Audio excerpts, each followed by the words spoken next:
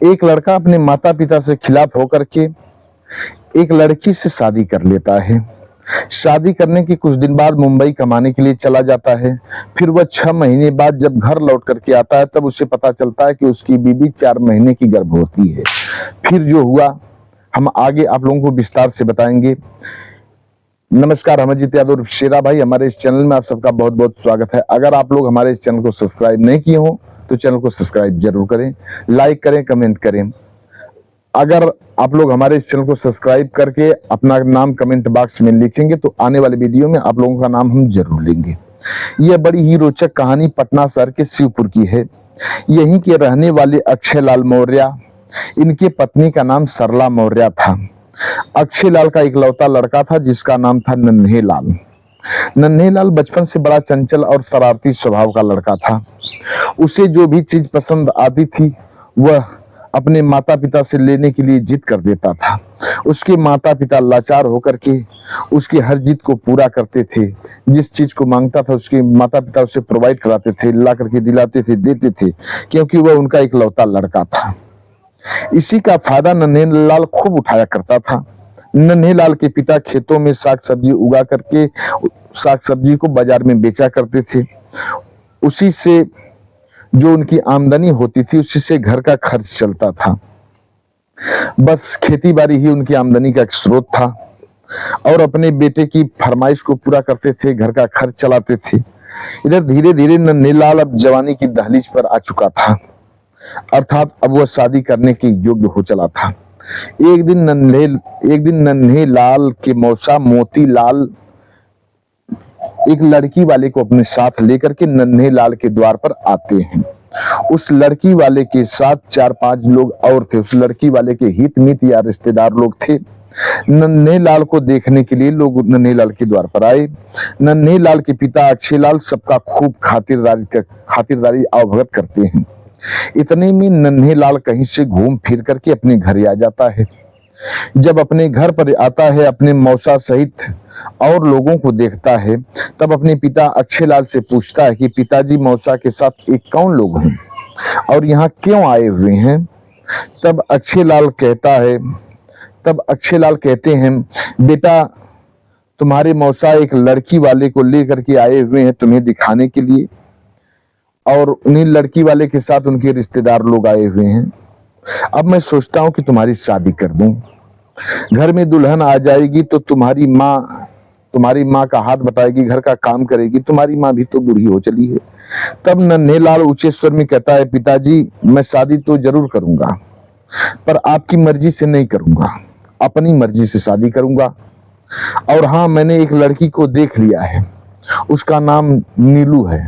वह अपनी ही बिरादरी की है और बड़ी खूबसूरत है। अब इन लोगों से कहिए कि ये लोग हमारे दरवाजे से चले जाएं, हमें इनके यहाँ शादी नहीं करनी। इतनी बात कह करके नन्हे लाल अपने घर के अंदर चला जाता है।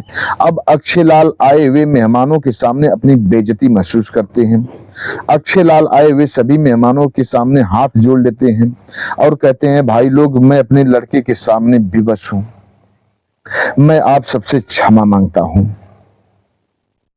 हमारा बस चलता तो मैं ये शादी जरूर करता, पर हमारा लड़का नालायक निकला। आज आप लोगों के साथ साथ हमारी भी बेइज्जती कर बैठा। अब यह शादी करे या न करे, अब इसकी मर्जी है, अब यह खुद जाने। इतनी बात कहकर के अक्षय लाल लोगों से क्षमा याचना करते हुए सभी लोगों को अपने घर से विदा करते हैं। सभी लोग अपने अपने घर चले जाते हैं। अब इधर एक दिन नन्हे लाल नीलू के साथ नीलू के माता पिता से शादी की बात करने के लिए नीलू के माता पिता के पास जाता है और उनसे बात करने लगता है। नीलू के माता पिता का थोड़ा परिचय आप लोग जान लें। नीलू के पिता का नाम कुंज बिहारी था और उसके माता का नाम सुखिया देवी था। अब नीलू के माता पिता शादी के लिए तैयार हो जाते हैं। जब नन्हे लाल नीलू के माता पिता के पास जाता है और नीलू के साथ मिल करके कहता है कि हम दोनों शादी करना चाहते हैं, अगर आप लोगों की मर्जी हो तो हम लोग शादी कर लें। तब नीलू के माता पिता तैयार हो जाते हैं, क्योंकि नन्हे लाल भी खूबसूरत था। एक दिन नन्हे लाल बारात लेकर के नीलू के घर पर पहुंच जाता है और शादी करके नीलू को अपने घर पर लाता है।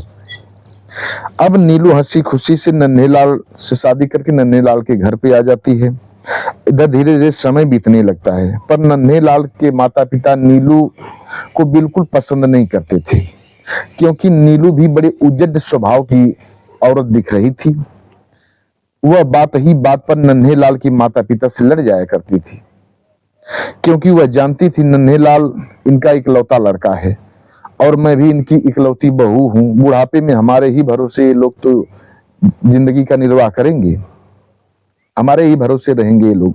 इसी बात का वो नाजायज फायदा उठाने लगती है। वह घर का सारा काम अपने मन से किया करती है, अपने सास ससुर से कोई राय नहीं लेती है, जो उसको समझ में आता था वही करती थी और अपने सास ससुर की कोई बात नहीं सुनती थी। जब वह कोई भी मनमानी करती थी, तब नन्हेलाल के माता पिता नन्हेलाल से शिकायत करते थे। तब नन्हेलाल शिकायत को सुनकर अपने पत्नी को डांटने के बजाय अपने माता पिता को ही डांटने लगता था। अब उसके माता पिता गलत काम होते हुए देखते थे, पर बोलते नहीं थे, टोकते नहीं थे। इधर नन्हेलाल की शादी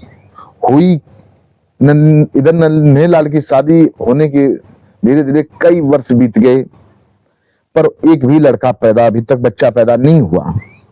अब नन्हेलाल को पैसे की भी चिंता होने लगी कि घर चलाने के लिए पैसा चाहिए। उसके माता पिता वृद्ध हो चले थे।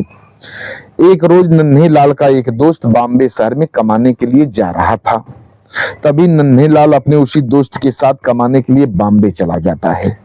अब वह बॉम्बे में ही एक कंपनी में काम करने लगता है। इधर घर पर उसकी पत्नी नीलू अपने पड़ोस के एक विक्रांत नामक लड़के से फंस जाती है, उसके प्यार के जाल में फंस जाती है।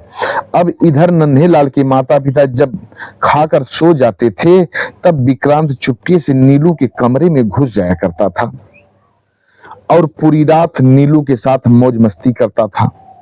ऐसे ही धीरे धीरे 6 महीने बीत गए। इधर नीलू 4 महीने की प्रेग्नेंट हो जाती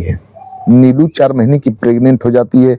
एक दिन नीलू के कमरे से निकल करके विक्रांत भोरे भोरे अपने घर को जा रहा था, तभी नन्हेलाल की माँ देख लेती हैं, पर भोर का वक्त था, वह पहचान नहीं पाती हैं, चेहरा साफ नहीं दिखाई दे रहा था। अब नन्हेलाल की माँ अपने बेटा को फोन लगाती है। नीलू के ऊपर अब उनको शक होने लगता है कि ये अंदर ही अंदर गुलछर्रे उड़ा रही है। अब नन्हेलाल की माँ तुरंत चुपके से अपने बेटे को फोन लगाती हैं। फोन लगा करके सारी बात बताती हैं। जब अपनी माँ की यह बात नन्हेलाल सुनता है, तब उसे अजीब सा झटका लगता है। वह तुरंत ट्रेन पकड़ कर घर आ जाता है। माँ की बात को सुन करके ट्रेन पकड़ता है और घर आ जाता है। घर आने के बाद अपनी पत्नी के पास जाता है। अचानक उसकी नजर उसके पत्नी की नीलू के पेट पर नजर उसकी पड़ती है। नन्हेलाल की नजर नीलू के पेट पर पड़ जाती है। नीलू का पेट कुछ उभरा हुआ दिखाई दे रहा था। अब नन्हेलाल को थोड़ा शक होने लगता है, माँ की बात सत्य महसूस होने लगती है। नन्हेलाल नीलू को बाजार घुमाने के बहाने एक हॉस्पिटल लेकर के जाता है और उसके पेट का अल्ट्रासाउंड कराता है, सोनोग्राफी कराता है। तब उसे अल्ट्रासाउंड के जरिए पता चलता है कि नीलू 4 महीने की प्रेग्नेंट है, गर्भवती है। अब नन्हेलाल के होश उड़ जाते हैं। नन्हेलाल नीलू को घर पर लाता है और डांट करके पूछता है, पर नीलू सच्चाई बताने से इनकार कर देती है, सच्चाई नहीं बताती है। उसके पेट में किसका बच्चा है यह पता भी नहीं चल पाता है। जब नीलू नहीं बताती है, तब नन्हेलाल उससे तलाक लेने का फैसला ले लेता है कि अब मैं इसे छोड़ दूंगा। अब नन्हेलाल नीलू से तलाक लेने के लिए पटना कोर्ट में अर्जी दायर करता है। अब नन्हेलाल की अर्जी जब जज साहब के पास पहुंचती है, जज साहब दोनों को सामने बुलाते हैं। अब कहानी यहीं से मोड़ लेती है, जरा मेन पॉइंट पर आप लोग ध्यान दीजिएगा। जज साहब दोनों को अब वहां कटघरे में बुलाते हैं और नन्हेलाल से पूछते हैं, नन्हेलाल तुम नीलू को क्यों छोड़ना चाहते हो, क्यों तलाक देना चाहते हो? तब नन्हेलाल सारी बात बताता है। कहता है, साहब मैं 6 महीने बाद शहर से घरे आया, तब मुझे इस पर कुछ शंका महसूस हुआ कि यह किसी लड़के से फंसी हुई है। और एक दिन मैंने इसका अल्ट्रासाउंड कराया, सोनोग्राफी कराया, तो पता चला कि यह 4 महीने की प्रेग्नेंट है। इसके पेट में 4 महीने का बच्चा पल रहा है, इसीलिए मैं इसको छोड़ना चाहता हूं। तब जज साहब नीलू से पूछते हैं, बताओ जी तुम्हारे पेट में किसका बच्चा पल रहा है? अब नीलू कहती है, साहब ये बच्चा इन्हीं का है। बात पर गौर करिएगा। नीलू कहती है कि ये बच्चा इन्हीं का है। तब जज साहब कहते हैं, तुम्हारे पेट में 4 महीने का बच्चा है और ये बता रहा है कि 6 महीने बाद ये घर आया है, यानी 6 महीने पहले यह बॉम्बे चला गया था, 6 महीने बाद जब घर पर आया तब यह बच्चा इसका कैसे हुआ? तब नीलू कहती है, साहब मैं कसम खाकर के कहती हूँ यह बच्चा इन्हीं का है। ये हर रोज हमारे सपने में आया करते थे, हमारे साथ संबंध बनाते थे, इन्हीं के चलते मैं एक दिन प्रेग्नेंट हो गई। अब धीरे धीरे वो 4 महीना बीत गया, आज मैं इन्हीं के बच्चे को अपने पेट में लेकर के ढो रही हूँ। अब जज साहब सहित वहां जितने लोग वहां उपस्थित थे सभी लोग हंसने लगते हैं, जोर जोर से हंसने लगते हैं। जब सभी लोग हंस करके शांत हो जाते हैं तब जज साहब डांट करके कहते हैं, क्या यहाँ तुम मजाक करने आई है? सीधे सीधे यह बता दे कि यह बच्चा किसका है, अन्यथा मैं तुम्हें ऐसी सजा सुनाऊंगा कि न तू घर की रहेगी न घाट की रहेगी। अब इतनी बात जब नीलू सुनती है साहब तो डर जाती है। अब डर के कारण सारी बात बता देती है कि साहब ये विक्रांत का लड़का वो हमारे पड़ोस में रहता है, जब ये घर से चले गए थे कमाने के लिए तब वही हमारे साथ हमारी प्यास को बुझाया करता था। अब जज साहब विक्रांत को बुलाते हैं, विक्रांत को बुला करके नीलू की शादी विक्रांत से करा देते हैं। इधर नन्हे लाल से कहते हैं, नन्हे लाल अब तुम इसकी चिंता फिक्र छोड़ो, तुम दूसरी शादी कर लो। अगर यह तुम्हारे साथ रहेगी तो ऐसे ही खिला खिला करेगी और तुम्हें जिंदगी भर परेशान करती रहेगी, तुम्हें तबाह कर देगी। अब तुम इससे मुंह मोड़ लो। तुरंत वहीं से ये नन्हेलाल नीलू को तलाक देता है, नीलू की शादी विक्रांत से हो जाती है।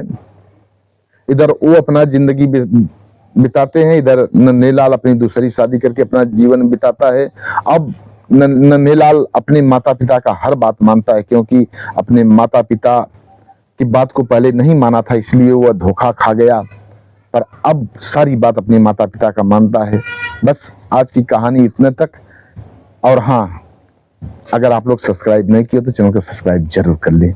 मिलते हैं नेक्स्ट वीडियो में, तब तक के लिए नमस्कार।